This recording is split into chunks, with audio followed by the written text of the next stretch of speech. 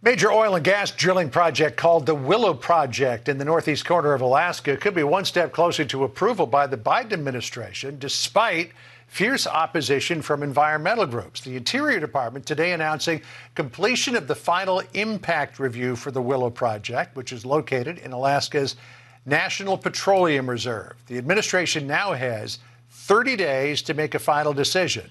So it's not yet a done deal, and it really is a race to the finish. Joining us now is Alaska Senator Dan Sullivan. You've made this your it's a huge your issue, cause John. Yeah. between now and 30 days from huge now issue. to get as much as you can. So there were protests out in front of the White House recently, January 10th. We've got some pictures of Native Americans out in front of the White House, other climate activists as well.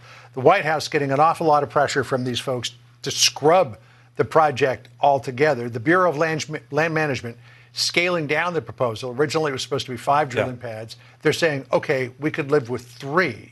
What decision ultimately, Senator, do you think the Biden administration is going to make? Well, it's part of this broader context that you guys have reported on, which is the very strategically damaging elements of the Biden energy policy, which has been to shut down the production of oil and gas, delay pipelines and infrastructure, pressure banks not to invest in American energy. And then when the prices go up, which they have all over the country, the Biden administration goes overseas and begs for oil from dictators in Venezuela and Saudi Arabia. So I've been calling on the Biden administration for a course correction, trying to use every bit of leverage as a U.S. senator to do that. This might be the beginning of it, John, with this initial approval of the Willow Project. As you mentioned, huge benefits, not just for Alaska, but for America. Up to 200,000 barrels a day, 2,500 jobs, highest environmental standards in the world. But there's going to be a battle royale happening, and I'm in the arena right now because part of the Biden administration, the radical environmental left, they really want to kill this project. But we think it's not only good for Alaska, really important for America. And this is not a small amount of oil. You mentioned nearly 200,000 barrels a day. The overall size of the reserve is 600 million barrels. Yeah, and again, this is the National Petroleum Reserve of Alaska. This was set aside by Congress. To drill on. Exactly. Decades ago to drill on. You talked about the potential benefits of this Willow Project, and there is bipartisan support for this as well. Let's put it up on the screen. It's expected to create 2,000 construction jobs, 300 permanent jobs, $10 billion in taxes and other revenues. 50% of the royalties are going to go to Native communities' public health clinics, schools, public safety, transportation, search and rescue capabilities.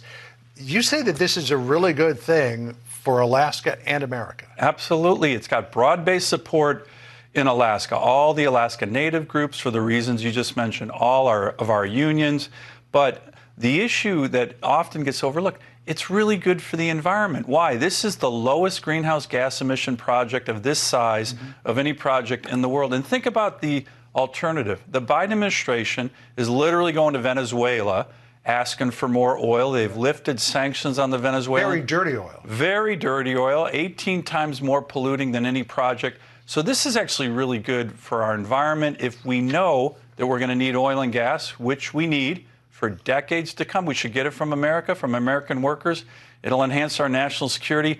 And if you're any viewer watching right now, reach out to the BLM, blm.gov. If you've been impacted by high energy prices, weigh in. The next 30 days are going to be a real battle. We need to get this over the goal line. We mentioned the potential benefit to Native communities. Yet, one member of the Native community, Sonia Kivgak, who is a Fairbanks resident, works for a conservation group, said this about it, quote, "The Willow Project will be built on my traditional homelands of the Inupiat in the Arctic. We are far too long in the climate crisis to continue investing in fossil fuel infrastructure, especially one that would lock us into extraction for another 30 years. What do you say to Well, the vast majority of the Inupiat leadership on the North Slope fully supports this. The Alaska Federation of Natives, that's the biggest Alaska Native organization in our state, fully supports this. And again, the issues that go not just with regard to the communities on the North Slope, who get enormous revenues for this, for clinics, for gymnasiums, for things, water and sewer that many Americans take for granted. So it certainly is going to benefit that community. But like I said, it's going to benefit Alaskans and Americans. You know, when we have 200,000 barrels a day produced from America, that is a great enhancer of our national security as well. Just real quick, we were talking about this in the break, that point that she makes, especially one that would lock us into extraction for another 30 years. We're not going to flip the switch on electric vehicles in the next 3 decades. Well, look, the International Energy Agency, the Biden administration's own Energy Information Agency have all said we're going to need oil and gas for the next several decades. And here's the big question. If you can get it from America, with American workers, with our high environmental standards, enhancing our national security, why wouldn't we do it here as opposed to begging Saudi Arabia and Venezuela for oil, which is what this administration's been doing for the last 2 years? We'll be watching the battle for the next 30 days. Okay, weigh in, America. This is really important for not just Alaska, but for our great nation. Good to see you. Thanks for coming in.